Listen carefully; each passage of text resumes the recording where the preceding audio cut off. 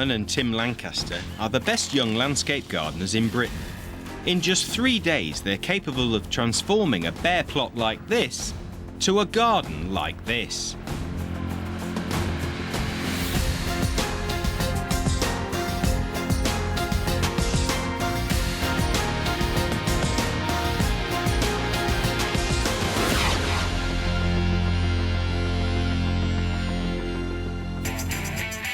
It's February 2007, and it's the World Skills Selection Competition in Warwickshire, organised by UK Skills. 60 young people will be whittled down to make a British team of 23 to go to World Skills in Japan. Tim and Keith have to build a garden in just 3 days. The 7-metre square plot was prepared by students at Warwickshire College, and the evening before the competition, Keith and Tim get their hands on the soil. It's a bit wet, make it difficult to work with. It's clay, but it's workable. Work with every soil you get, don't you? So work with what you get given. UK Skills allocate the competitors a training manager to help coach them up to international standards. He's also the judge at the UK selection event. In the plots themselves, there's a pond to be built with a waterfall. There's a cantilever deck which goes out over the actual water. That's quite a big deck, and obviously there's paving. You've got to keep your joints absolutely perfectly spot on, tight. All your gaps between your deck boards are all equal spacings, between 5 and 7 mil. Make sure it's level, square. The key to a pond is to work out of a pond, not work into a pond. When you're looking at stone, pick it up and look at it. Don't just pick it up and chuck it in. And step back and look at your work. Don't just work on top of yourself. World Skills is held every 2 years, and the competition helps raise the profile and standards of vocational skills around the world. Landscape gardening is just one of the 50 different skills which will be represented in Japan in November. Young people under 22 compete for gold medals, and the British team is hoping to improve on its performance in Helsinki 2 years ago. Keith and Tim produced an amazing garden, finishing well within the time limit. But will it be good enough to get them to Japan? The standard has to be high enough to compete for medals. Landscape gardening, please. Well done, mate. Well done. This your new week. And yours? Tim. Tim. Fine. You want to know? Yeah. You will be going to Japan. Well done, lads. Okay. All the best. Thank you. Mwah. Today, Japan seems a million miles away. It's a snowy morning in North Yorkshire.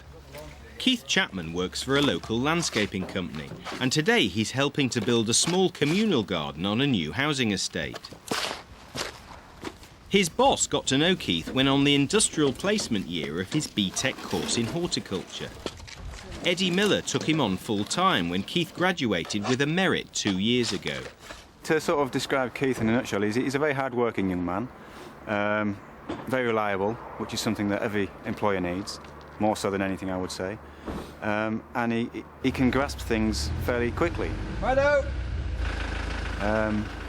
He listens, and as with gardens, most people's gardens privately, they like to chop and change their minds. So you've got to be able to accept people changing their minds and do what they want and change the garden for their needs. And Keith's ideal for that kind of thing. The detailed plan for this is not much more than appalling. A first-year student at our college could do 10 times better. It's basically what you get on every job in landscaping. There's no set measurements on it, so although the plan is inadequate and it makes our job harder at times, it is eventually going to be helping me push towards my world skills target of the plans there aren't always complete and they make you use your own initiatives. We concreted it out, put the posts in, and we also screwed all of these together and they've got a little nail in the top. All the nails are drove in on an angle, so this one in effect is one of the main posts, then this one's nailed to this one, so that's pulling, all the nails are pulling them all this way towards this until we get down to a low point. and then the direction changes again back up to the next high point. This job in particular, we've had a lot of variation in it. We've got a path to do with gravelling, we've got planting to do, we've got timber work. It is almost like a little sort of competition-y garden with everything you do in it. Keith's own garden at home was one of his first landscaping projects, although it now looks as if it needs a bit of an overhaul. His mum remembers how he rather stumbled into the trade after leaving school with 6 GCSEs. Landscaping was just one of the options that we looked at the local college, Askham Bryan, and we went down to an introduction day, and he just saw that, you know, he might actually enjoy it. Didn't really look at much else after that, did you? No. And fell into it, and well, he had a great time. He came on leaps and bounds when he went to college, just grew up, started drinking beer, started noticing what girls were like, and had a good time academically as well. Tim Lancaster lives and works 45 miles away from Keith Chapman. He took the same college course as Keith after he left school with 8 GCSEs. Tim got a good grounding in plants and soil science on the BTEC course. He's been working for a property developer since he was a lad during the school holidays. He gets involved in everything from basic digger operations to managing a major landscaping scheme at his employer's property. We've put 10,000 trees around this 6.5 acres of my boss's land that we're turning into gardens. There's ranges from pines to hollies, oaks, put some dogwood in as well for colour. And then once all the trees have got established, we put in ferns and other ground plants in, so to cut down on maintenance. A major part of the project was grading down a steep sloping field. Tim was given free rein on how to achieve a good result. Originally the field come down on a slope and it were all unlevel and everything. That tennis pavilion that's there were like stuck about 8 foot up in the air, so we've lifted all the levels of the field so we can landscape around it. So this summer we're going to get it all rotivated up and reseeded, and hopefully get his grass growing so he can have a bit of a five-a-side football field for his son.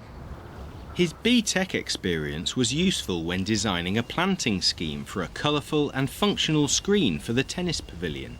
We did this planting basically to just hide the mass of timber. We've got phormiums, lavender, some black lace, fatsias.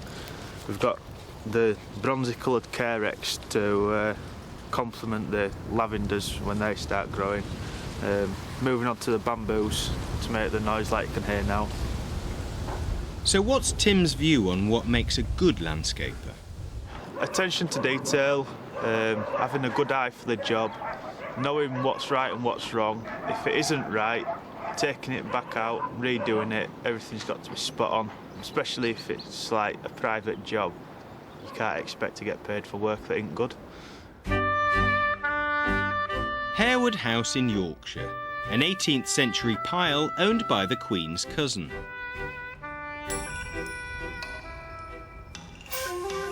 It's got one of the best Japanese gardens in the country, and Keith and Tim have come on a reconnaissance mission to get some inspiration for the garden they're likely to have to build at WorldSkills.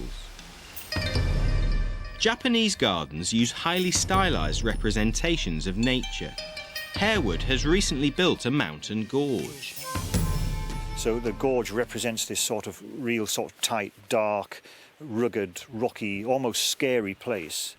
And then when you've kind of travelled in the mountains, you eventually end up in the foothills in a valley full of kind of opportunities and vistas. So you end up in this sort of yin and yang effect.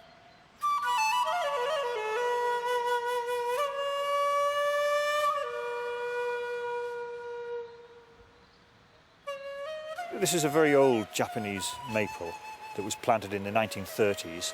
Got a lot of character, hasn't it? It has, and as you see, it just cascades all the way down and covers a big area. It's texturally a rock, so it's a key sort of structural part of the garden. And it's almost a kind of a statement as to this is the kind of the garden this is because I'm here.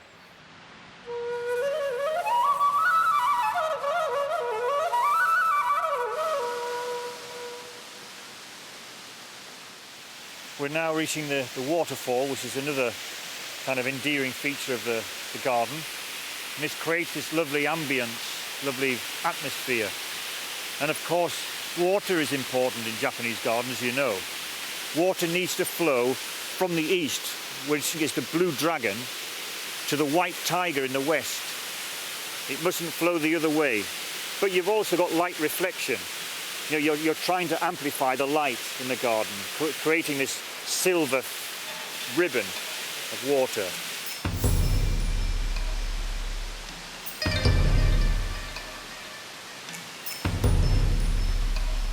Whatever water features that you create needs to resemble the sea. Yeah. So you need to have a sea coast, shale and shingle, and so the water ripples like the dragon's skin over the pebbles.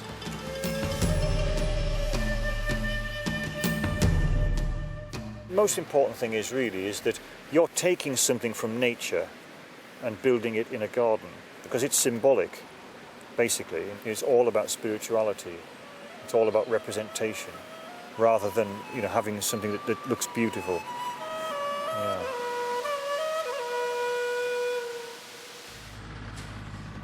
This is Askham Bryan College in York, where Tim and Keith trained. Their focus on hard landscaping and garden design has been priceless for their world skills training. They've come back to meet up with their training manager, Harry Turner, who wants to hear about their trip to Harewood House. Harry uses a pull coaching method to encourage the lads to explain what they've learned and how they'll interpret the information for the World Skills competition garden. This rockery, you said, was fantastic. Tell me why you think it's fantastic. What was the thing, what drew you to it? It's as if it's just occurred naturally, not as if that was made 5 or 6 years ago, as if it's always been there, and the bulbs have grown naturally, the plants have just formed over the years. But if we needed to recreate that in miniature on a 7 by 7 metre plot... In miniature, we'd have to make a good size mound to support sort of reasonable sized rocks in it and not be worried about covering a lot up, because it's the bigger picture that's above it that is what we're looking for. Yeah, stones shouldn't look like they sit on top of soil. Look like they should be buried into soil by at least 2/3 of the actual depth, yeah? Right, those stepping stones going across the water there. So, Tim, what's your thoughts on that? It creates a different sense of the water, how it flows through. It's called a thread effect, where it narrows the flow of water right down as if it's a long thread. The trick is to be able to recreate that on a small area, yeah? But you've made a good start today. To stand a chance of winning in Japan, the lads will need to spend the next 8 months refining their skills. They may work separately most of the time, but when they get together for competitions, they form a formidable partnership. Competitions is just sort of like working to your extreme of working, isn't it? Yeah, when you're at work, you stop and have a chat and have a laugh, but when you're in a competition, you're just like in what's called the zone. We don't talk to each other, we both know what we can do and we both trust each other to get on with it.